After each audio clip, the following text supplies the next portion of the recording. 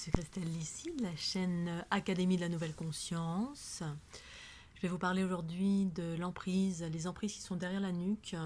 J'ai fait une première vidéo, j'en fais une deuxième.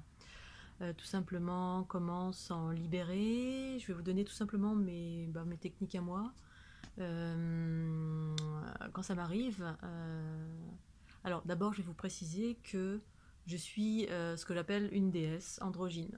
Une déesse pour moi, c'est en lien avec quelqu'un qui transforme et non pas qui se protège des basses fréquences. C'est-à-dire que j'aspire, alors ça a commencé, j'étais spasmophile, ensuite crise de tétanie, ensuite empathe, et pendant mon tour du monde, ma guidance se révélant en totalité me parle de transformation. Donc je transforme les basses fréquences en hautes fréquences. Ce qui veut dire que quand je suis pluguée par des entités qui viennent vers moi en différents endroits, parce que je sais, je sens, je vois, enfin, je vois exactement comment ça se passe, d'où ça vient, ce que c'est, à quoi c'est relié, eh bien, je ne considère pas cette chose comme étant quelque chose de méchant. Oh là là, le méchant. Le méchant, il me veut du mal. Oh là là. Je sens tout simplement, je sais ce que c'est, et je transforme. C'est-à-dire que j'accueille, je considère cette chose-là comme étant une partie de moi, c'est-à-dire une partie du tout que je suis, et je fais monter en fréquence en absorbant cette entité, bien évidemment à la mesure où je suis dans la capacité de le faire, parce que parfois c'est costaud, pour autant il m'arrive jamais des choses quand je suis pas en mesure de pouvoir transformer. Bon, force est de constater. Donc, ce qui veut dire que j'ai pas un comportement ni je suis pas quelqu'un qui me protège. La solution que je vais vous donner là, c'est pas de vous mettre un bouclier, vous protéger ou d'avoir peur de oh là là, il y a des entités, je vais éviter d'aller dans tel ou tel endroit parce que ouh aïe aïe. Évidemment, je suis attentive quand même si je suis haute en fréquence d'aller dans certains endroits, mais je suis jamais guidée par la peur de rien. Être guidée par la peur, pour moi, c'est être encore dans un monde patriarcal.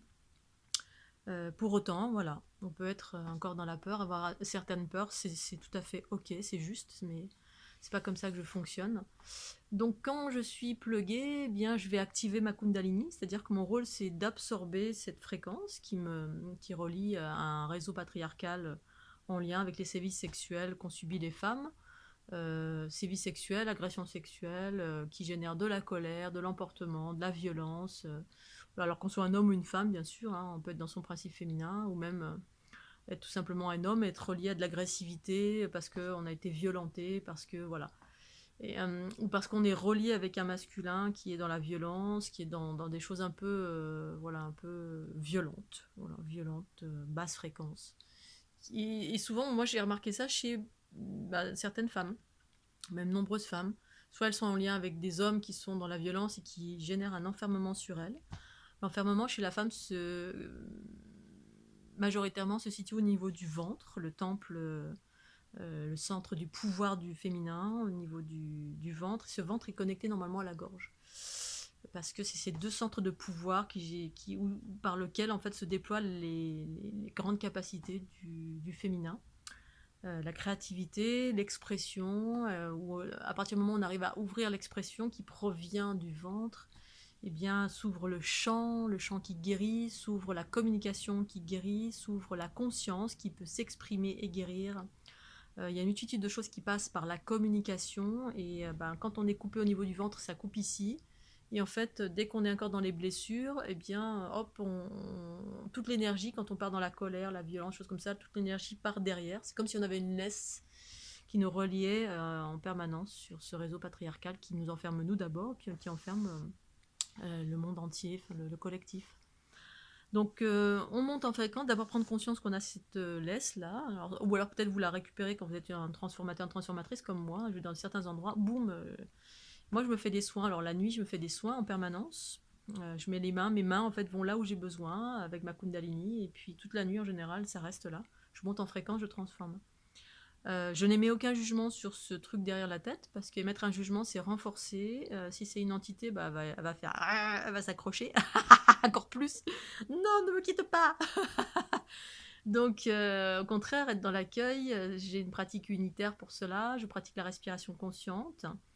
Je pratique la joie d'une façon générale.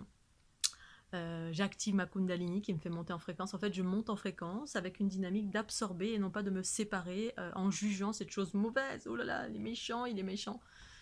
Parce qu'au contraire, de juger, ça sépare, donc ça s'accroche encore plus. Et puis de vouloir se séparer en considérant que c'est quelque chose de mauvais ou de méchant, bien, voilà, à moins que vous soyez dans des mécanismes patriarcaux, et ça, c'est parfaitement juste, hein, des gens fonctionnent comme ça, se séparent, mettent des boucliers, voilà, on va dans un endroit, on se met une grosse bulle. Moi non, ça fonctionne pas tout à fait comme ça, l'état d'esprit n'est pas le même. Je vais plutôt monter en fréquence, qui génère effectivement une sphère autour de moi. Cette sphère va permettre de transformer au fur et à mesure. C'est pas une sphère de protection, et en même temps c'est quand même une protection, mais pas dans le sens où je me coupe de l'extérieur, dans le sens où ça génère un champ de haute fréquence qui permettent de transformer au fur et à mesure. Mais selon si je suis très haute en fréquence ou pas, mais parfois j'absorbe, ça reste un peu plus longtemps, on va dire. Pour autant, mon rôle, c'est de transformer les basses fréquences en haute fréquence. Voilà, si vous voulez plus de détails sur toutes les techniques pour monter en fréquence, eh bien, je viens de... Enfin, tous mes livres en parlent, en fait, hein, quasiment tous mes bouquins. Vous pouvez trouver sur ebook ou sur fleurdelinité.gimdo.com. Le dernier en particulier, j'ai listé tous ces outils qui s'appellent Vivre le bien-être, l'éveil et l'unité. Alors n'hésitez pas à commander si vous avez des petits cadeaux à faire ou pour vous-même si vous êtes en quête d'éveil, de bien-être et d'unité. Je vous partage tous mes outils et sur d'autres livres également, je partage de ces outils-là. C'est sur Fleur de l'unité, la fleur de l'unité succède à la fleur de vie.